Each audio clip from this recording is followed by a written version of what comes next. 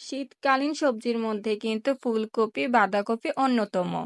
আপনিও কিন্তু চাইলে আপনাদের ছোট্ট, ছোট টবের মধ্যে আমাদের মতো করে ফুলকপি, বাঁধাকপি চাষ করে নিতে পারেন।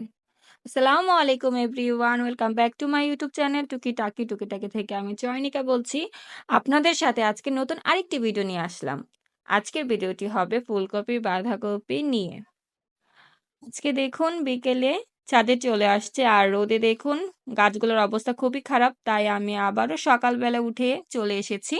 মানে পরের দিন সকালবেলা আমি আবারও ছাদে এসেছি ভিডিওটা করার জন্য। দেখুন মাশাআল্লাহ কত সুন্দর একটা ফুল ফুটে আছে। সবাইকে গুড মর্নিং। আচ্ছা, চলুন আপনাদের সাথে বাঁধাকপি ফুলকপি চাষ আমরা যে এই বছর শীতের মধ্যে কি চাষ করেছি তার সফলতা দেখানো যাক। এই দেখুন, আপনারা খেয়াল করলে দেখতে পারবেন ছোট্ট একটা ৫ লিটার কন্টেনের মধ্যে আমরা বাঁধাকপি লাগিয়েছি আর দেখুন একটা লাঠি দিয়ে বেঁধে দিয়েছি যাতে এটা হেলে দুলে না যায়। আর এই দেখুন ফুলকপি গাছ, ফুলকপি ধরবে এরকম একটা অবস্থায় চলে এসেছে। আর সাথে কিন্তু ২টা লাল পাতাকপি, দেখুন ফুল আসবে আসবে করছে। ঠিক আছে, কয়েকদিন পরে দেখবেন ফুল এসে গেছে। আর ৪-৫ দিন পরেই দেখা যাবে। তো আমি একটু হাত দিয়ে দেখানোর চেষ্টা করছিলাম। আর এইদিকে আছে আমাদের ফুলকপি গাছগুলি।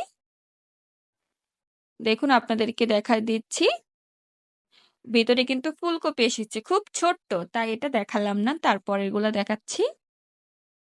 দেখুন, এইখানটা দেখুন। কি ছোট্ট। আশা করি বুঝতে পারবেন। আমার আঙুলটা দেখলেই বুঝতে পারবেন কি ছোট্ট। এগুলা কিন্তু খুব কিউট লাগছে দেখতে। এখন কিন্তু পাতা দিয়ে ঢেকে আছে। যখন আরেকটু বড় হবে, এই দেখুন এটা কিন্তু সরে গেছে পাতাটা।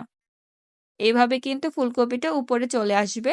আর এদিকের বাঁধাকপি গাছগুলো অনেক ছোট ছোট, কিন্তু দেখুন বড় হয়ে যাচ্ছে মাশাআল্লাহ।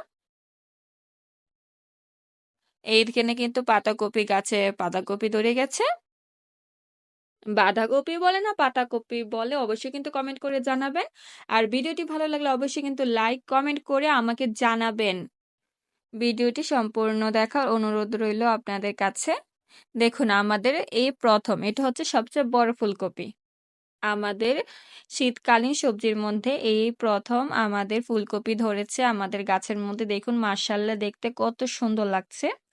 তো আমি চারপাশের গাছগুলাকে একটু দেখিয়ে দিচ্ছি। আমাদের প্রত্যেকটা গাছেই কিন্তু ছোট্ট ছোট্ট রঙের ডিব্বা বলেন, ৫ লিটার তেলের কন্টেইন বলেন বা ছোট টব বলেন, সবকিছুতে কিন্তু লাগিয়ে রেখেছি। আপনারাও চাইলে কিন্তু আপনাদের এরকম জায়গা থাকলে লাগাতে পারেন। আমরা কিন্তু একটা ফুলকপি গাছ কম্পোস্টের ব্যাগও লাগিয়েছি, পলিথিনের ব্যাগে। খেয়াল করলে কিন্তু দেখতে পারবেন। তো আপনারাও চাইলে কিন্তু আমাদের মতো উৎসাহী হয়ে আপনারাও গাছ লাগাতে পারবেন এবং ফ্রেশ টাটকা সবজিটা খেতে পারবেন। এটাতে কিন্তু ভেজাল মুক্ত একদম, নিজের গাছের করা, অনেক শখের। আর এদিকেও আম্মু লাগিয়েছে দেখুন ছোট্ট ছোট্ট বাঁধাকপি গাছ নাকি ফুলকপি গাছ, আপনারাই বলেন এটা কি গাছ। ছোট থাকতে আমার চিনতে একটু অসুবিধা হয়। আর এই যে এরকম এখানেও আম্মু ছোট ছোট এনে লাগিয়েছিল, অনেকদিন আগে লাগিয়েছিল, এটা আস্তে আস্তে বড় হচ্ছে। একদম পিছিয়ে এনে লাগিয়েছিল। এই দেখুন অবস্থাটা। আর এদিকে আলু গাছ, আর এইটা দেখুন এই ক্যারোটের মধ্যে কিন্তু লাগিয়েছে, কিন্তু এই ক্যারোটে দুদিন ধরে কিন্তু আমরা পানি দিইনি। এর জন্য ক্যারটটার অবস্থা খারাপ হয়ে গিয়েছিল। আগে পানি ছিল, এর জন্য আমরা পানি দিইনি। তো আজকে পানি দিয়ে দিব। আর এই দেখুন আমাদের বাঁধাকপি আরো গাছ রয়েছে, এগুলো আপনাদেরকে একটু দেখিয়ে দিচ্ছি। এগুলো কিন্তু আস্তে আস্তে বড় হয়ে যাচ্ছে। এই যে এখানে দেখুন, এই ক্যারটের মধ্যে কিন্তু আম্মু ৩-৪টা লাগিয়েছে। ৩টা ফুলকপি আর একটা লাল বাঁধাকপি গাছ লাগিয়েছে ছোট্ট। আমার কাছে কিন্তু এই লাল বাঁধাকপিটা দেখতে খুব সুন্দর লাগে।